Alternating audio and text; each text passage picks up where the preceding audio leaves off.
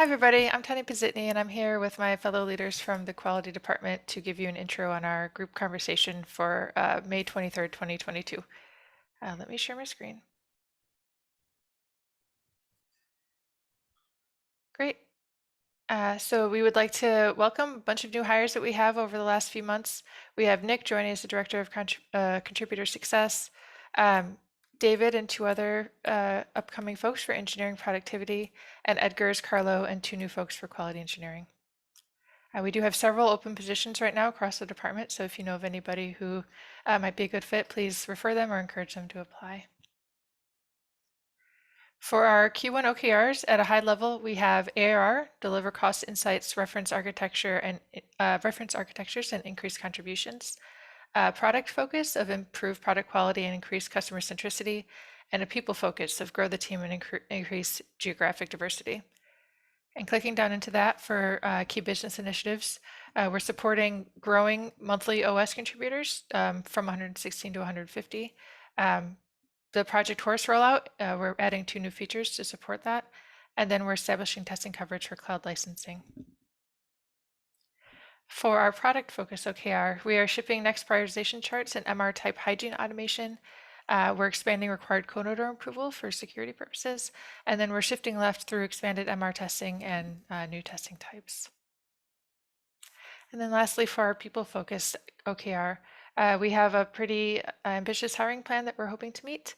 We're going to conduct mid-year check-ins with each team member, and then we're going to do security training. And lastly, we wanted to highlight we're currently either leading or taking part in 3 important working groups. One is the next prioritization working group, one is the contribution efficiency working group, and the last is a demo and test data working group. Nick, I'll send it over to you for contributor success. Yeah, perfect, thanks. So if we look at the OKRs of contributor success, we see similar aspects as before, making it easier to contribute, increase contributions, and grow the team. So that's what we're going to focus on. And if we see the next slide, we can see that I joined, which is like the first part of growing a team. And then also Amy has switched teams since the 11th of May until at least the end of this quarter. There's an open position on Greenhouse. And we also are collaborating with another person within GitLab for this recruiting and sourcing. The Kanban and backlog boards are available to all, so if you want to see what we're doing, you can follow along. And then for making it easy to contribute, we have made quite some internal improvements, and then also an onboarding slide deck for customers in the new brand. And looking to the increasing of contributors, we did quite some analysis and learnings.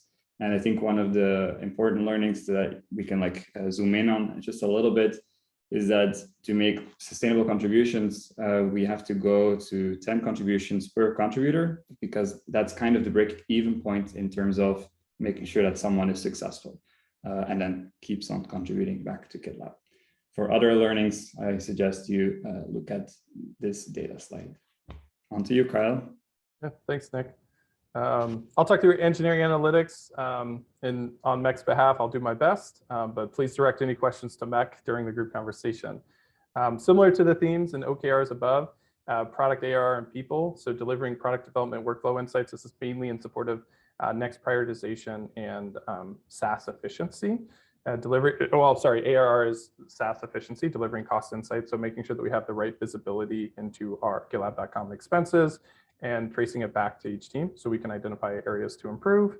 And then growing the team, I believe there's a few openings in the engineering analytics team, including a leader of the team. So if you are interested, we're accepting referrals. Now let's move into the work type improvements. So this is part of the next prioritization working group. The main idea here is we're aligning on 3 different categories or types of work: bugs, features, and maintenance, and making sure that there's visibility to engineering teams in the makeup of their backlog and the type of output, the type of work that is being completed for the team. So that they can align on the amount of work that they're doing compared to what their backlog looks like, and have a healthy prioritization going forward. And then this is an example of that dashboard that is available for teams here. There's an issue as a part of the next prioritization working group to roll this out to all teams. So if you're an engineering manager listening, you'll likely be hearing from Lily or someone in the working group to roll this out further.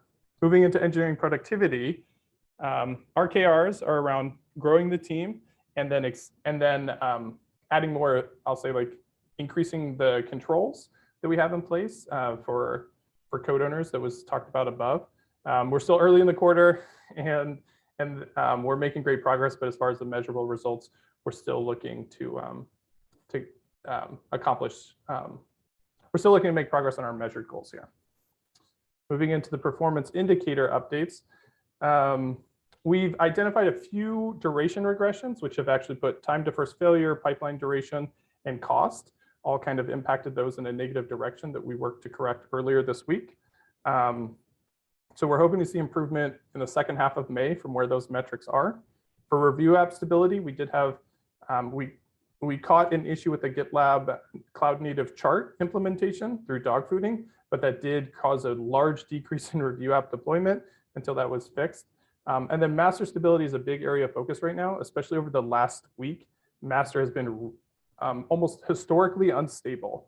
So as an engineering productivity team, we're looking to hold a retrospective, get feedback from other teams to look to identify corrective actions that we can take on from some of the themes that we're seeing with master being broken. And I'll quickly touch through some of the achievements. Sorry, so you're on the right side there, Tanya. One of the things that we focused on last quarter is expanding code owner approvals for high impact changes. This was done in response to a security issue so that we can ensure the right DRIs are approving changes that affect their areas. And now we're rolling that out to more areas and allowing those teams to decide where do we need to make sure we have visibility on changes so that they're not surprised by something that could cause an incident. Also in support of the next prioritization working group, we're adding tooling to infer merge request types so that we can drive that number, which was 30% in December, down to 5% at the end of this quarter. And we had good success on hiring. As we mentioned, we added 2 new team members this quarter to the team, and we're looking forward to continuing growth of the team. And one notable thing for work in progress, I would say, is we're dogfooding the visual review tool for the GitLab review apps. This is really to allow product designers to be able to provide easier feedback using review apps in MRs that they're reviewing, instead of having to spin up a Gitpod instance or use GDK to look at it. We're really encouraging them to use review apps, which have become a lot more stable, and using the functionality we have in the product to provide feedback on those designs. Over to you, Tanya, to wrap it up. Yeah, thank you.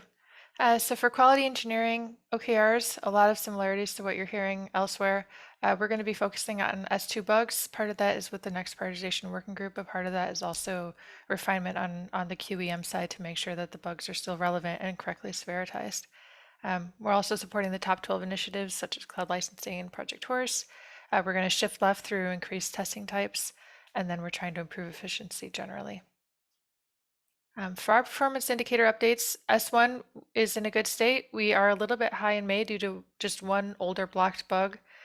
Based on the counts of S1 bugs, one older bug can have a pretty large impact on the average. S2 is in a little bit worse shape. It continues upwards. We did see a dip in Q1 based on a Q1 OKR, so we're hoping that our Q2 OKR can continue to drive some improvement, and then the next prioritization working group should also help drive a stabilization and then in the long run a decrease. For our SET gearing ratio, it's going in the right direction. It will continue to over the course of this year with our 9 remaining headcounts, so we're looking forward to seeing that improve as well. Our average duration is steady at target, and then our average age does continue upwards. This is a concern for us, so we have a Q2 OKR to dequarantine all end-to-end tests past SLO, so this should drive a pretty massive improvement. For our achievements, we're proud to say that we supported a wide variety of cross-functional initiatives. We've helped with corrective actions. We participated in prepping for the FIPS audit. We have a role that we're playing in the decomposition efforts. We're supporting the customer's dot migration from Azure to GCP. And then we did also add API support to add vulnerabilities in the project. We've also created iterations to get and reference architectures, mainly to support Project Horse, but also to make it easier for new users to onboard and to make it easier to understand the costs involved with running one of our reference architectures. This is also cross-functional, but we've also made improvements to staging ref and Canary. And then we also created a triage bot to help alleviate CS workload. I'm really happy to see this collaboration by our team. It reduced triage time by 75%.